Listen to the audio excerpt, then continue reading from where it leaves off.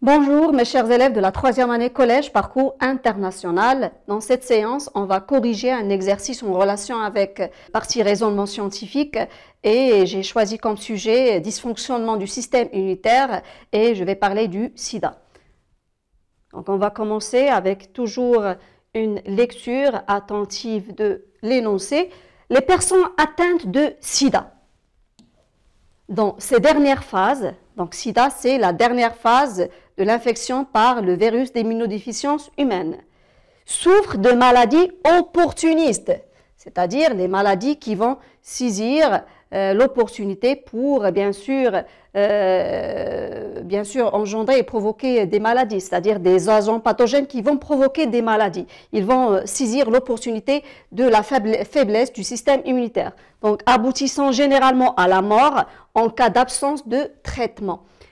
Et en effet, une simple infection comme la grippe, il peut devenir mortel pour la personne, il peut devenir dangereuse. Alors que les personnes saines, ils peuvent bien sûr combattre cette infection en produisant des anticorps spécifiques contre ces agents pathogènes. Et pour expliquer ce phénomène, on propose le document 2 qui présente le dosage des lymphocytes T auxiliaires dans le sang d'une personne après une infection au VIH. Donc voilà, document, variation de la concentration des lymphocytes T4, donc voilà la variation de la concentration de ces lymphocytes et pendant bien sûr une infection par le VIH. Et qu'est-ce qu'on voit là? On voit ces différentes phases, donc la première phase, la deuxième phase et la troisième phase. Et bien sûr la troisième phase c'est la phase du sida déclaré. Donc qu'est-ce qu'on voit là? Une augmentation progressive du taux de lymphocytes T4, ce sont les LT4, les lymphocytes T4, puis on va entrer dans la deuxième phase, dite la phase asymptomatique, où on voit une diminution progressive de ces lymphocytes T4 jusqu'à bien sûr une disparition lorsqu'on va passer à la phase sida déclarée et bien sûr cette phase-là où on voit l'apparition de maladies opportunistes et bien sûr qui va provoquer la mort de la personne, ces maladies qui vont provoquer la mort de la personne. Donc il y a la première question, décrire la variation de la concentration sanguine des lymphocytes T4 en fonction du temps après la contamination par le VIH. Donc juste il faut une bonne lecture de la courbe. 2. Rappeler à partir de vos acquis, vos connaissances, le rôle des LTH ou bien les LT4 dans les réponses immunitaires spécifiques. Vous pouvez trouver LTH, LT4 ou bien les CD4, c'est la même chose. Et pour la troisième question, expliquer à partir des données précédentes l'incapacité des individus atteints de sida à combattre les maladies opportunistes durant la phase du sida déclaré, c'est-à-dire la dernière phase. Et on va aborder la première question, décrire la variation de la concentration sanguine des lymphocytes T4 en fonction du temps après la contamination par le VIH. Donc là, c'est l'infection, voilà, infection par le VIH. Donc voilà la première phase, voilà la deuxième phase et voilà la troisième phase. Donc on va agrandir là. Donc là, c'est la première phase, deuxième phase, troisième phase. Donc là, c'est la phase où on peut dire par la suite que ce sont des personnes qui sont séropositives parce que déjà on va trouver dans leur sang, au niveau du plasma, on va trouver des anticorps anti-VIH lorsqu'ils vont passer un test de dépistage. Lorsqu'on va passer à la deuxième phase, qu'est-ce qu'on a trouvé? Donc on voit que la personne il va pas bien sûr montrer des symptômes du sida ou bien de cette maladie-là, mais par la suite, on va passer à la dernière phase, nommée la phase sida déclarée, où on va voir une chute très rapide jusqu'à une disparition des lymphocytes T4.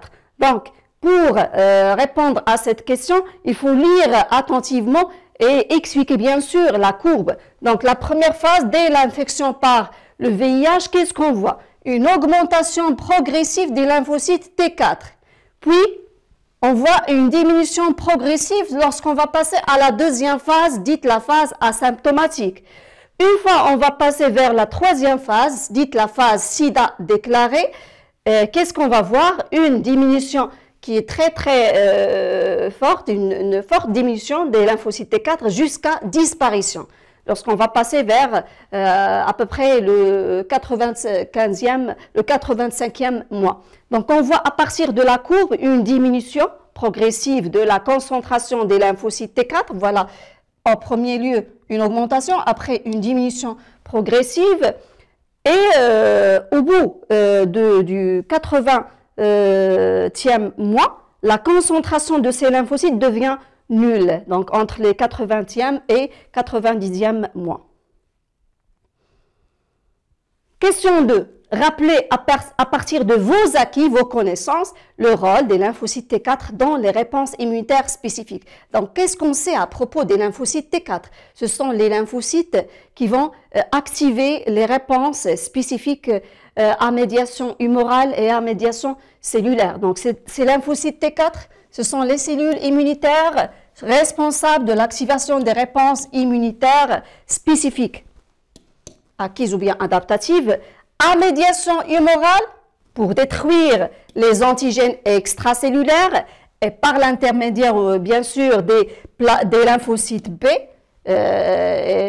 qui vont se différencier en plasmocytes et B mémoire, et aussi par les réponses immunitaires à médiation cellulaire qui sont destinées pour détruire les antigènes endocellulaires et bien sûr par l'intervention des lymphocytes T8 ou bien les T8 mémoire et les TC ou bien les T8 tueurs, bien les TC qui vont bien sûr produire des substances qui vont détruire les cellules infectées par exemple les virus.